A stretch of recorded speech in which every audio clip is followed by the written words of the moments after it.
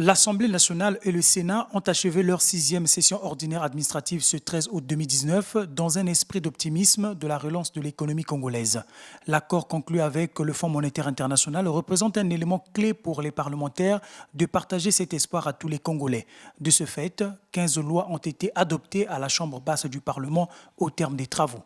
Au cours de cette 6e session ordinaire, nous avons tous, tels que nous sommes, participé certes à consolider les défis législatifs et aussi à trouver des solutions de sortie de la crise économique et financière dans laquelle est plongé le Congo.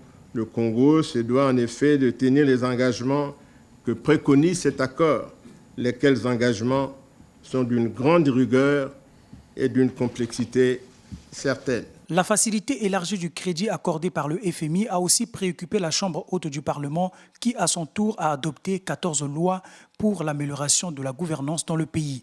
Le président de cette institution parlementaire espère que le gouvernement réussira son pari de rétablir l'équilibre macroéconomique. Le Sénat, conformément à ses missions constitutionnelles, jouera pleinement son rôle pour accompagner le gouvernement afin que les conditions optimales de la réussite de ce programme soient garanties, en veillant, entre autres, sur la poursuite de la réduction du déficit budgétaire, la transparence des dépenses publiques, l'élargissement de l'assiette fiscale et la lutte contre la corruption.